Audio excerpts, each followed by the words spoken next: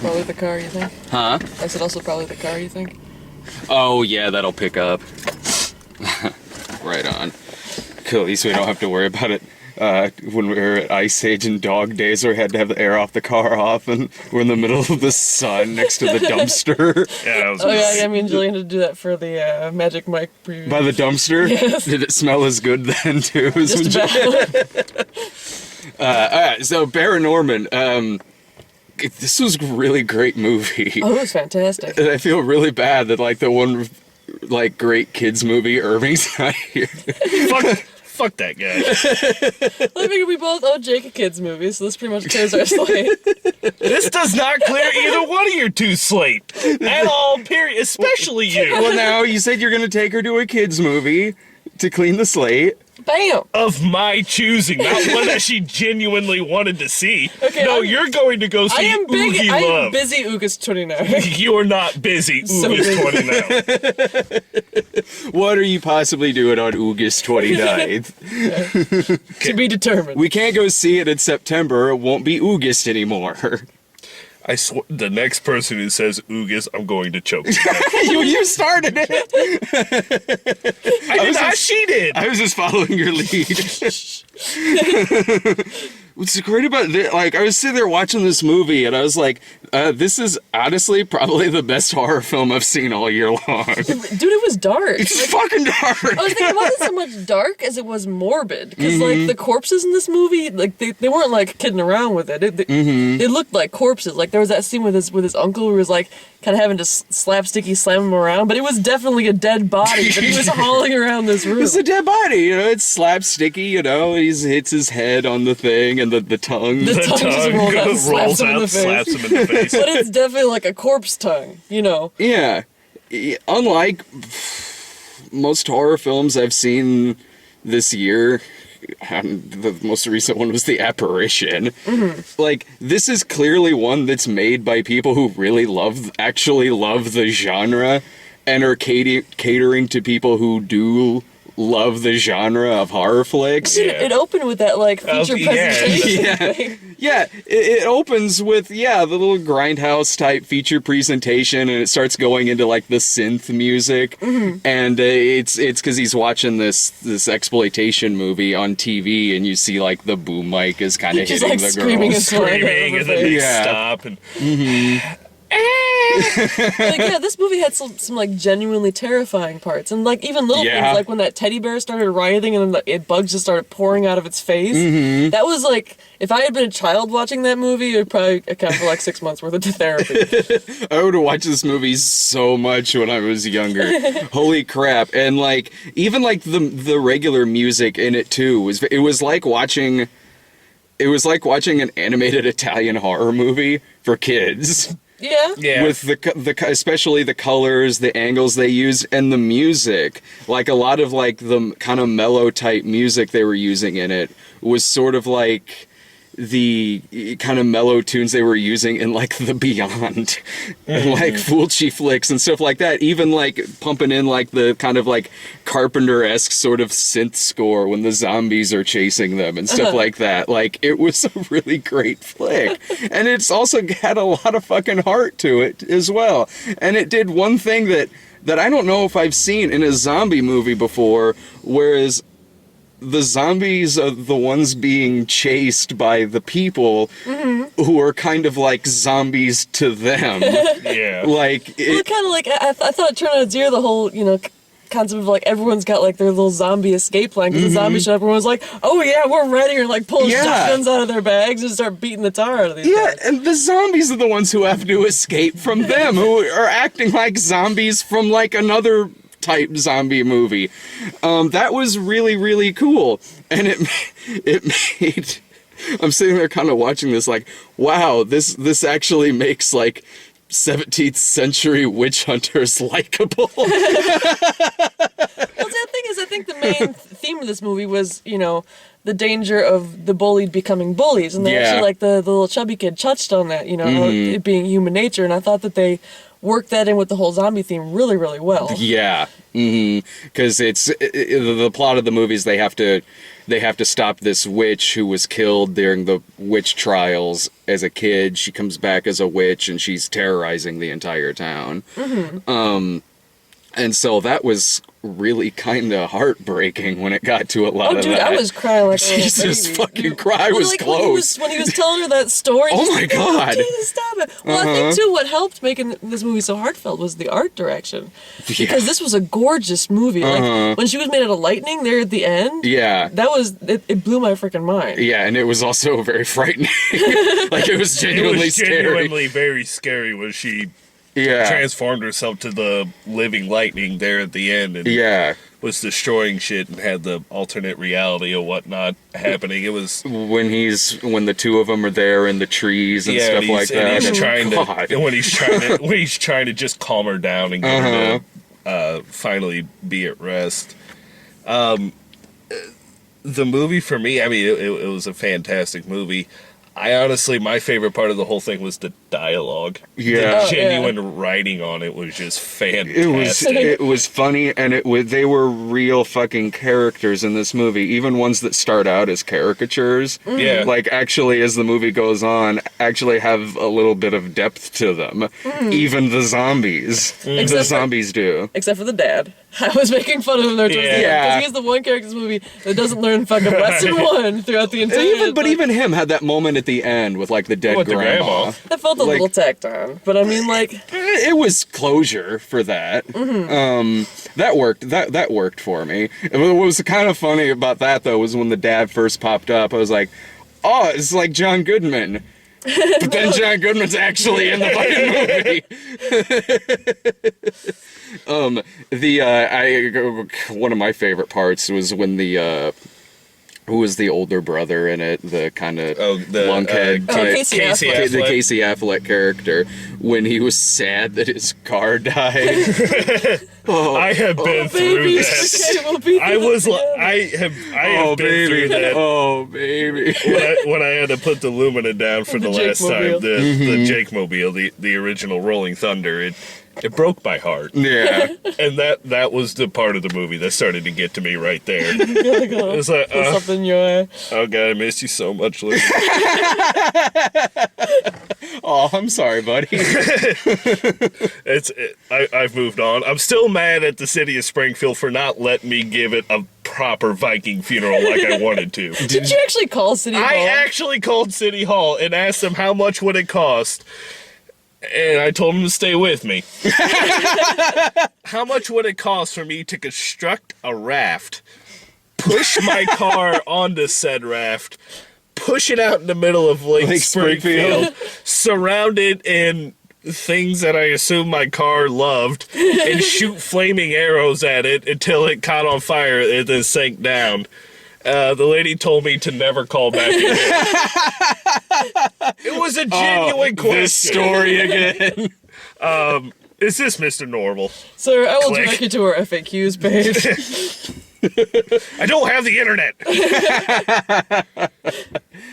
Well, that's a sad story. Yeah. No, I gotta But take me you not back having to... the internet, that is pretty sad. Well, I gotta take you back to the things you assume your car loves. What goes in this pile exactly? Well, a lot of Mountain Dew bottles.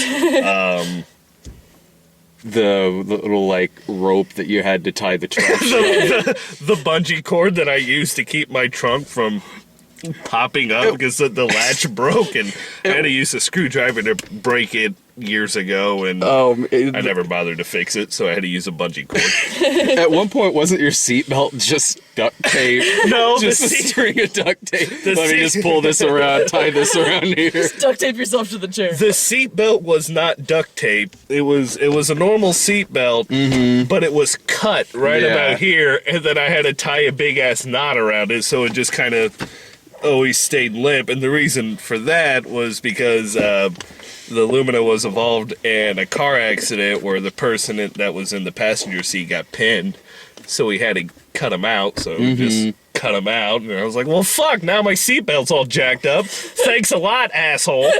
Now I gotta tie it back up. Medical bills, blah, blah, blah. Whatever, I got my own issues to deal with. Well, remember how we worked in your radio getting stolen into Game Boys? Because that actually happened to me.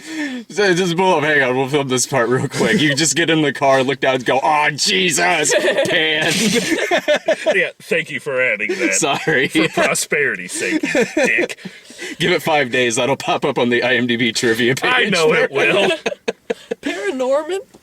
Oh, right, Yeah. right. We saw a movie. Even when we go So see good. a really great movie, which honestly is one of the best movies I've seen all year, if we still get sidetracked and start talking about other shit. Yeah, so how does this relate to the movie Priest? That is the main question. That was last year. Oh, my This bad. year, we have to compare it to Battleship. That's my boy. Well, I didn't see That's My Boy. I didn't see Well, the girls have to Battleship. watch it then. You didn't go see Battleship? No, I didn't. That's too bad. No, it's not. We'll recreate it for you. Yeah, would With you the- believe with the it game was? Battleship? Would you believe it was the better Taylor Kitsch movie of the summer because the other one was Savages? Oh. But the scene that I love, one scene I fucking loved is hell in this, and was the part at the beginning where he leaves his house and he's walking through the neighborhood, and that kind of like low kind of Italian horror movie music is kind of playing, where he's walking through his neighborhood and he's saying hi to all the ghosts, but we don't see them. He does.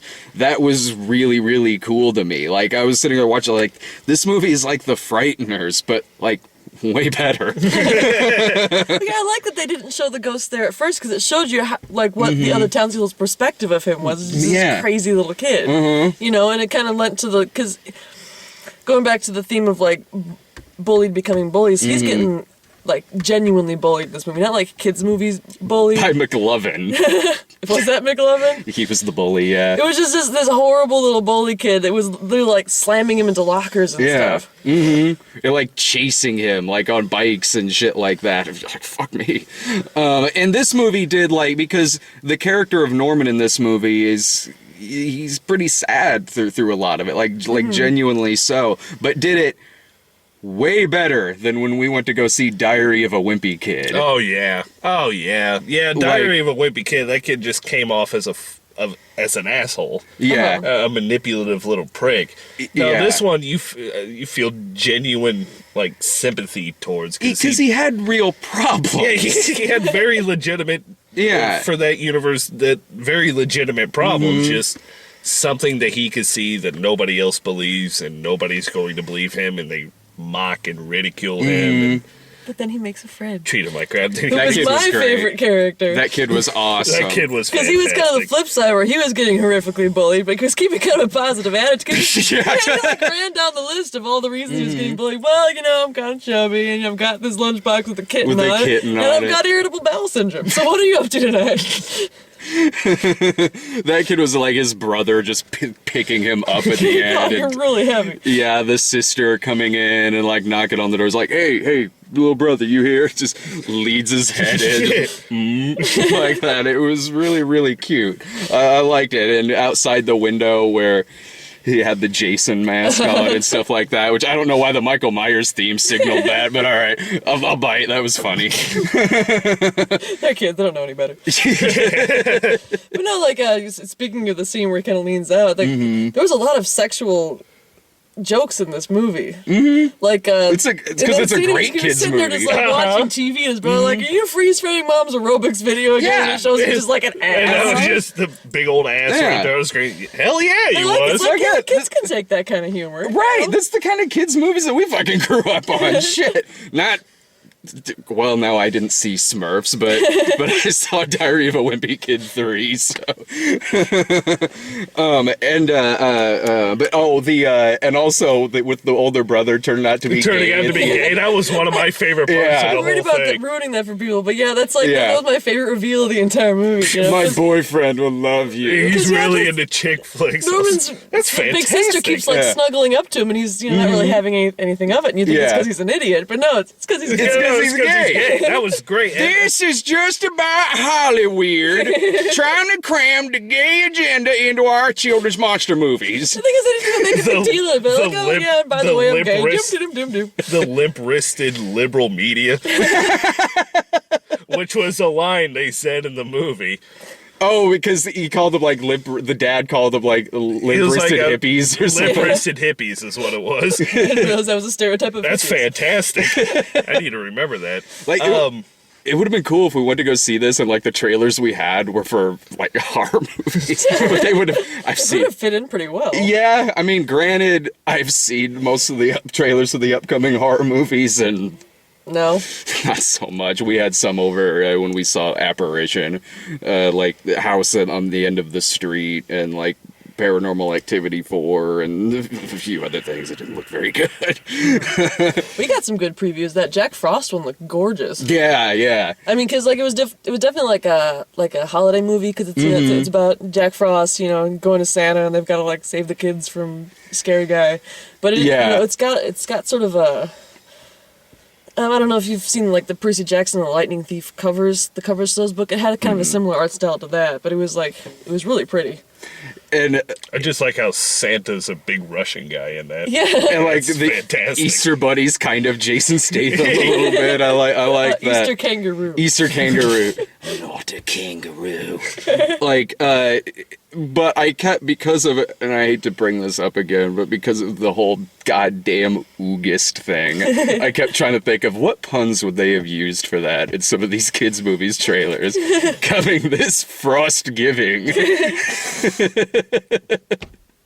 What were some? Smack. There was another one too. What were some of the other ones we had? We had Rise of the Guardians. The Hobbit. The Hobbit. Do you have 10.5 years for me to tell you this story? Yeah, that's what he leaned over and said that. I'm about to tell you a story. Do you have 9 hours? I just don't care. Although I will I don't. give them that the song that they all suddenly randomly burst into singing. It's a really pretty song. It made me want to watch The Wicker Man. It's kind of like zooming across the moors epically. Beware the Moors. Yeah. Yeah, that epic soundtrack is the only thing I like about those movies. Yeah, it does have that. God damn it! That Life of Pi.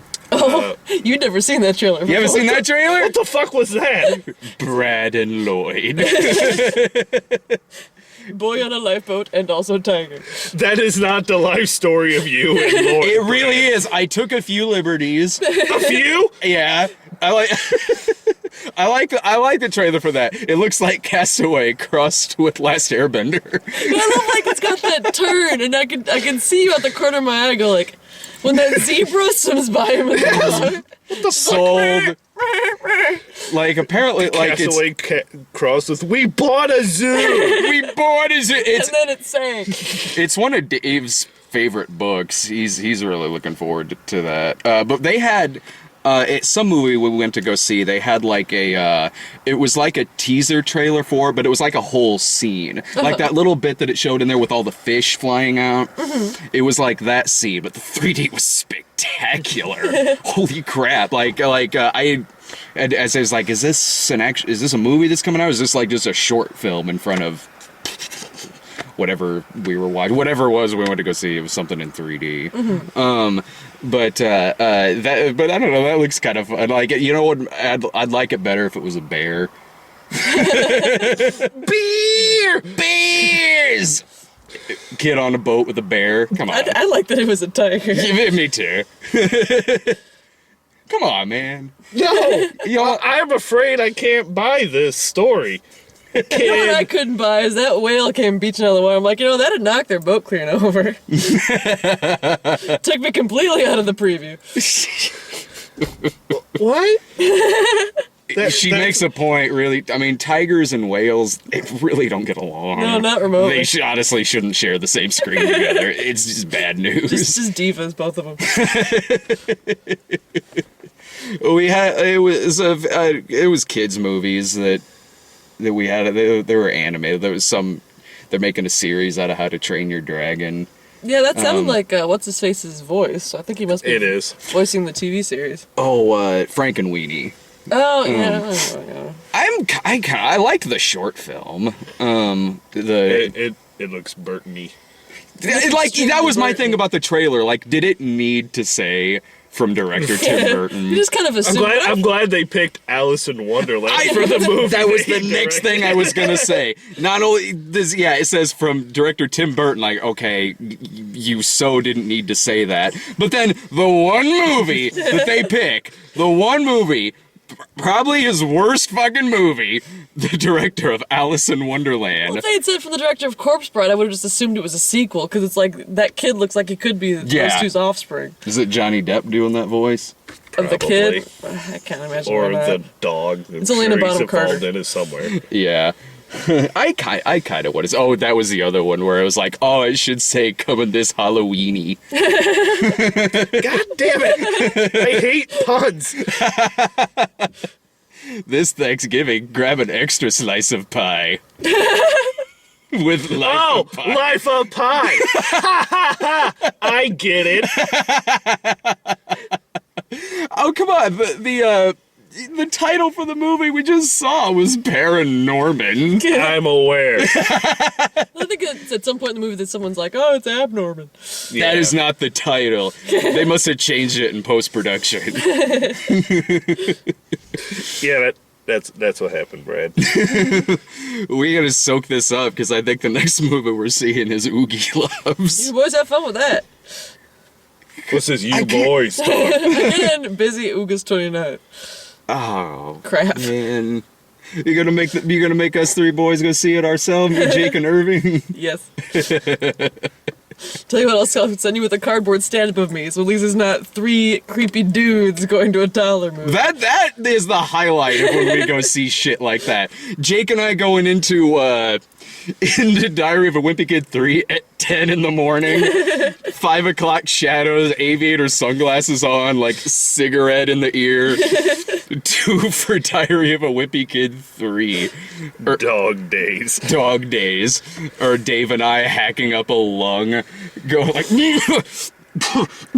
2 for Katy Perry. Yeah, I bet you would. That's the highlight of going to see that.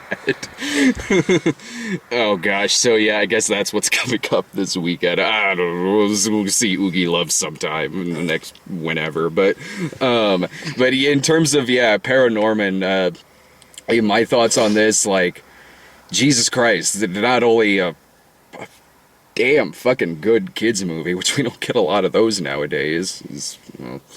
But oh please, tell me all about it, Brad. Tell me the plight of modern day children's movies, if you would. I have no experience in any of them. It started with what was it? Popper's Penguins? Was that the first? The first? Yeah.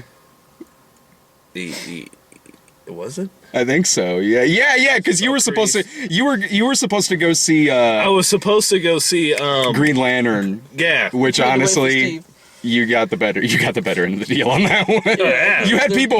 I had people fucking behind me. So yeah. Not only.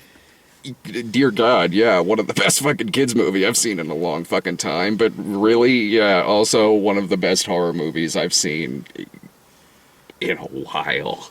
This is so far, it's one of the best movies I've seen of the year. It might be the best movie I've seen all summer. Mm-hmm. I thought, hands down, I thought it was a great movie. I thought the references were really funny in it. Like, I think I saw a Gunnar Hansen reference in there. I think I saw an Argento reference in there. And of course, the music, the type of music that they played, the different colors and angles that they used. I loved it. It was as good as everyone told me it was. Yeah, this was just like, aside from the terrific writing and aside from the really well thought out plot for a children's movie, it was gorgeous. I looked it up online on IMDb afterwards, and apparently the way they did those faces, because it was all stop motion. This was just, it had like CGI effects in it, but I guess like the way they did it was they used a 3D printer to make all the little faces for these characters. So the scope of expression for these little characters was phenomenal. Oh. And probably why they made me cry like twice. Yeah, no shit. Yeah, exactly. It looked... looked, got real emotion out of it. It didn't look creepy. You know? it was heartbreaking. Yeah. And, yeah, like I walked out of that theater thinking it was CGI that they'd made to look like stop motion, and that in itself, I was enthusiastic about. But knowing that afterwards that it was stop motion that they made look that good, while still kind of keeping with the feel of a stop, because the part that I noticed in particular was like, a lot of the things that they could have probably done as computer graphics, they didn't. Like when the toilet exploded, and there's like water pouring out of it. That wasn't CGI water. It was like that glycerin gel sort of water that they had in the old Rudolph the Red-Nosed Reindeer thing. It really it made the movie for me, was the feel of it. Yeah. Oh yeah. Definitely. Yeah, it's by far the. Yeah, I mean, I'll have to agree with you, Brad. It's one of the best movies I've seen this summer. By far the best child's movie I've seen this summer. Don't say. I do say. I mean, it's an enjoyable film. I mean, it just is. I mean, it has everything that a good movie should have. It gives me hope for the future until August 29. So you said it, you gotta choke yourself. When my soul would literally just jump out of my mouth and lynch himself in front of me. That's not a day I'm looking forward to. But for this movie, it was really good. I liked writing. There's a lot of adult humor in it, and it did it very, very well. In fact, I mean, one of my favorite things about that was the sister being completely horny over she had like, what was it? Norman said that the ghost grandma saw like naked pictures of the that guy's shirtless pictures of the pictures quarterback in her underpants drawer. And she's going through my room. Yeah, she's just like clawing at him, and I like seeing women being pigs. I do. I don't give a fuck if it's animated or not. I like women appreciating men, just so that next time when I see a hot woman walking down the street, I'm like, God damn, that's a nice ass. I don't feel so bad. I watched my Magic Mike review. Are you being Magic Mike right now? Goddamn right I am. But yeah, the movie was really good. I highly recommend it. It's all I got. Yeah, well, you mentioned the adult humor, and I just want to mention this in passing, is like one of the first jokes they make in the movie that lets you know what sort of a ride you're in for is they're like panning across the town, and they stop on a poster that's got a picture of like a I forgot about that. I forgot. Swinging merrily from a tree that says like Misty Pines, a great place to hang. I forgot about that. That was really funny. And it took me a second. I was like, oh. The jock, when they're in the library looking through, they have to look through all these books, and his idea is just like to just grab two and just start. The little boy is just muscling his way through asbestos and you. Like the last thing I got too is that you don't. It's all around enjoyable. You don't have to be a horror movie fan to like it. You don't have to be a fan of kids movies to like it, but like it's just for anyone to fucking go see it. No matter what you like or what you don't like, you're bound to get some kind of enjoyment out of the movie. Yeah, if you are a huge horror movie fan, there's going to be a lot of extra touches that you really dig, but even if you don't kind of catch a lot of that, you're still going to find a hell of a lot to enjoy about this movie. But that's all I got. Anything else, or we just Nope. meet back for August? We'll meet you right back here in August.